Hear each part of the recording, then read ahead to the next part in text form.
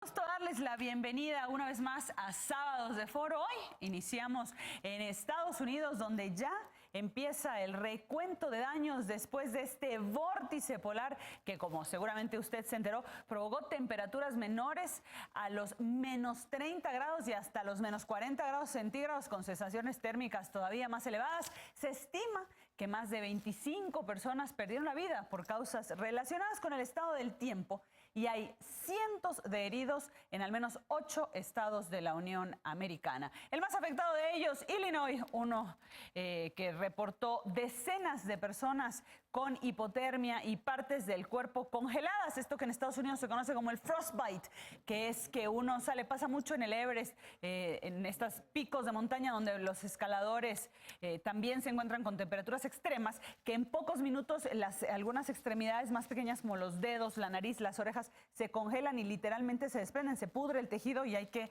amputar. Bueno, pues se presentaron cientos de estos casos allá en Illinois, de acuerdo con los especialistas. Y ahora viene la parte que es también muy interesante, porque los especialistas están esperando que las condiciones del tiempo den un cambio radical y ahora se sienta literal como en primavera. En Chicago, desde ayer, la temperatura ya empezó a recuperarse y se espera que para la próxima semana se registren incluso temperaturas cálidas. El tema es que esto trae en sí mismo también algunos problemas, porque se trata de un cambio drástico, un cambio que tampoco jamás antes se había visto. Y puede suceder, por ejemplo, que se rompan tuberías. Imagínense todos estos materiales que pasan de un estado de congelación absoluta a calor. Temen que estas tuberías puedan romperse. También, por ejemplo, la carpeta asfáltica, incluso que se desborden ríos con este cambio radical de temperatura. Bueno, las temperaturas extremas registradas durante la semana dejaron una serie de imágenes sin precedentes. Vamos a ver algunas.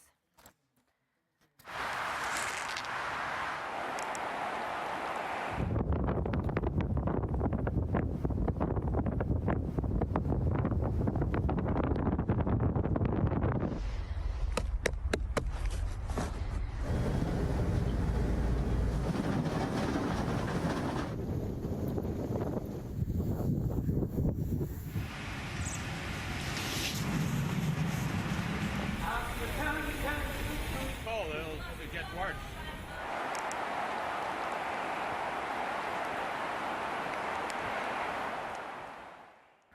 Vámonos justamente hasta Washington con mi compañero Ariel Mostazos. Ariel, ¿cómo amaneciste? Pues mira, yo amanecí medio frío, pero la verdad es que nada que ver con cómo han amanecido en Chicago. Aquí en Washington tuvimos bastante frío, incluso llegó a estar a temperaturas pues de 10 grados bajo cero, por ahí, que evidentemente son muy bajas para lo que estamos acostumbrados en esta ciudad, pero que no tuvieron nada que ver con la sensación de 45 grados centígrados bajo cero allá en Chicago, en Illinois y en otros lugares de la Unión Americana, como ya has reportado.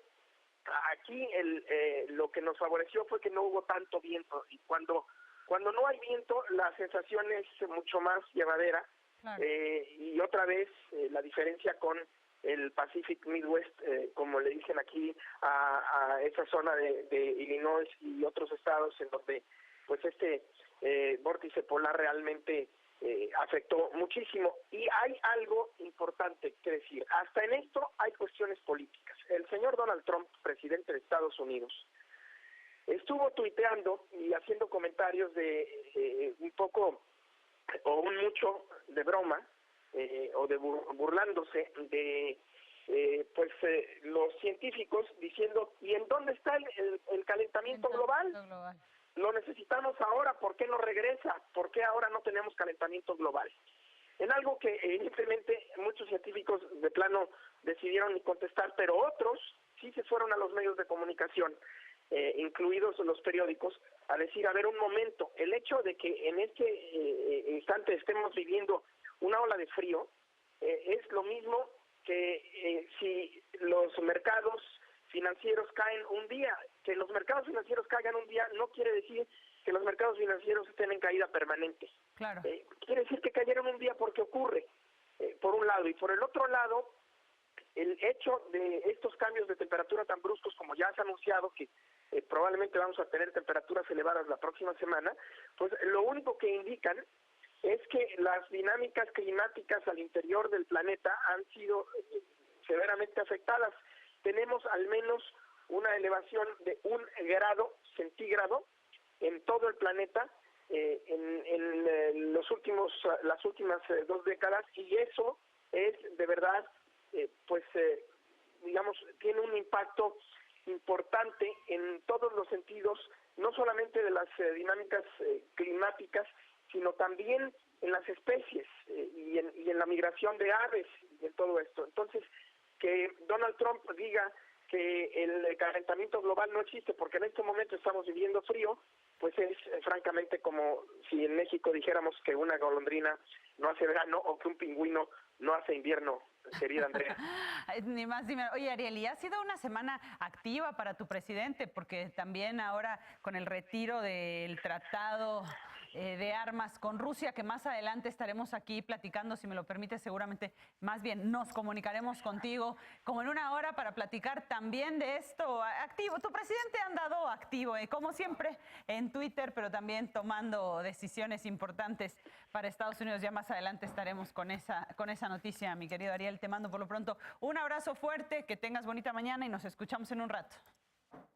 Yo te mando un abrazo, pero no tan fuerte, porque ya dijiste 2 veces tu presidente y eso. ¿Qué pasó? No puede, uno no puede negar a su presidente, ni maná. Hablamos en un rato, Ariel. Cuídate. Que tengas buena mañana.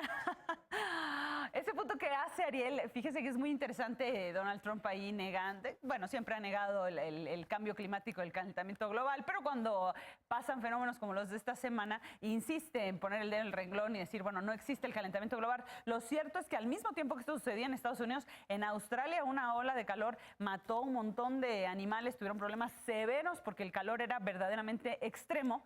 Y una de las cosas que decían los científicos es que necesitamos entender la diferencia entre el estado del tiempo y el clima, donde el clima es el fenómeno, como bien decía mi compañero Ariel Mostazos, y el estado del tiempo es la temperatura de ese día, lo que sucedió en ese momento.